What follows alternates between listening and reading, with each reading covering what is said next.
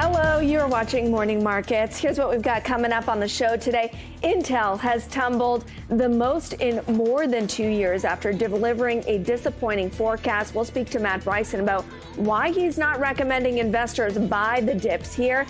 And with the risk on sentiment, is there any reason to have consumer staples in your portfolio? We'll put that to Nick Modi, our hot picks guest, who's got 3 ideas in case you want some defensive posturing. But certainly that is not the mood of the markets. We seem to be full tilt, risk on, notching gains across the board for the S&P 500. It's pretty much every single day this week, hitting those new highs. And in many ways, the economic data is supporting that. U.S. GDP advancing more than expected. Today, we got this stunning economic data in which consumer spending advanced at the same time that core inflation came down. So we get the growth. We might also get the rate cuts. Let's bring in Darren Sissons, partner and portfolio manager at Campbell Lee Ross.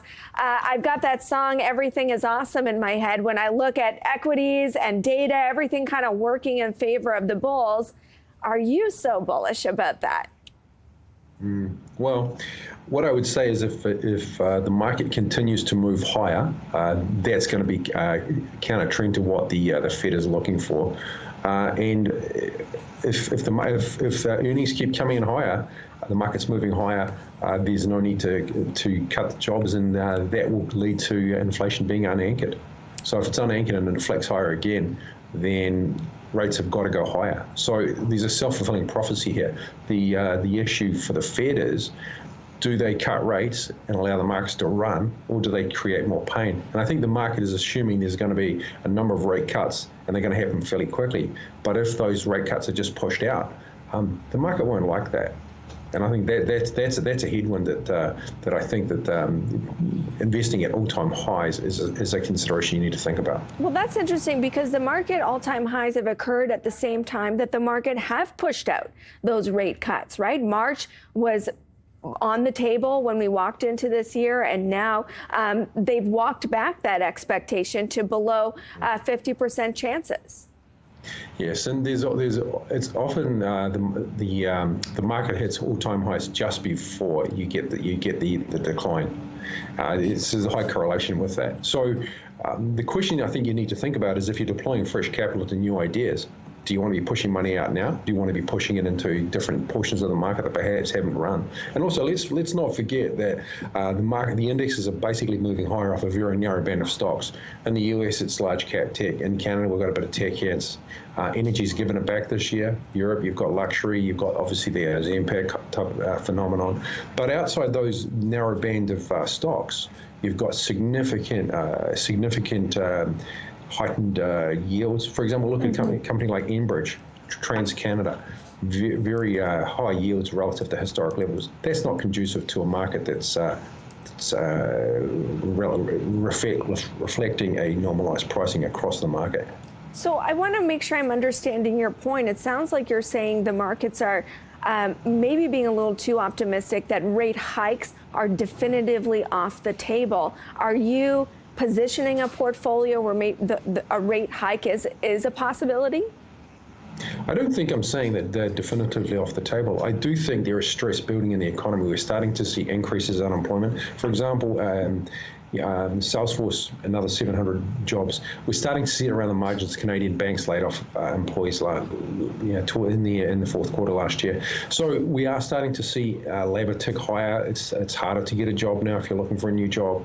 Mortgages are rolling over, refinancing. The issue is the consumer and corporates are still producing reasonable, resilient results. So the question becomes, do rates just have to be delayed in terms of being lowered, or should they ultimately perhaps be increased?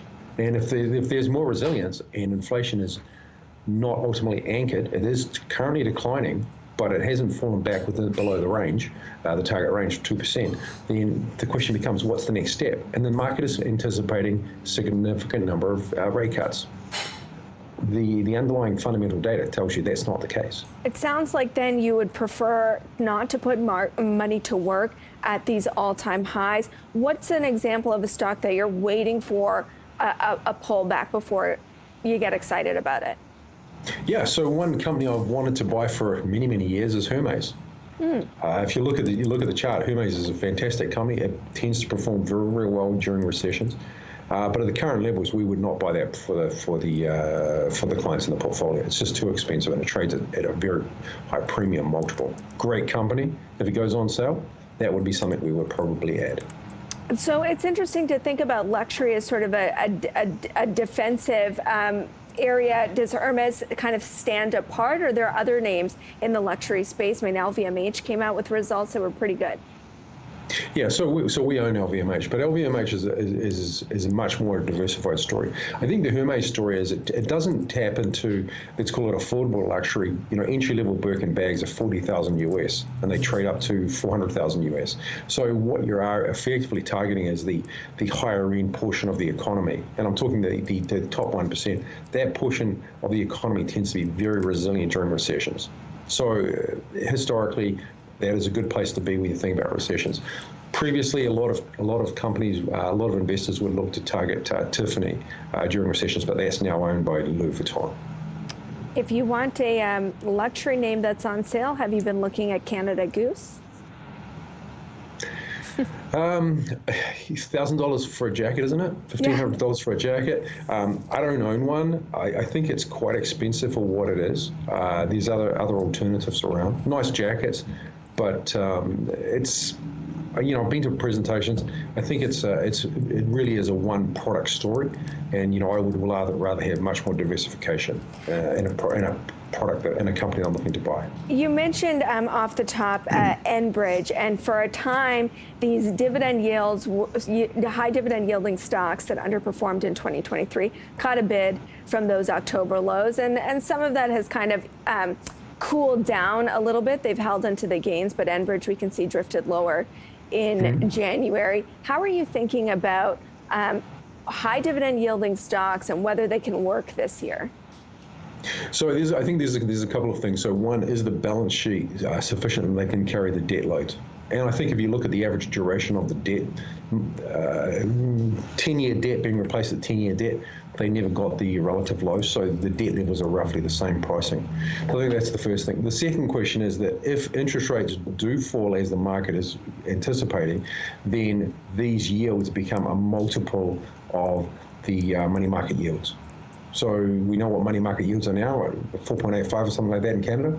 And then if you've got a 7-8% dividend yield, then that is obviously a premium. But if money market rates were to drop into the 4 levels at 7 to 8% dividend yields, or 8% or even 9% dividend yields, that's a multiple of your money market return. So then capital would flow. So what I think you will see is if rates do decline, then we will see defensive names get a bid.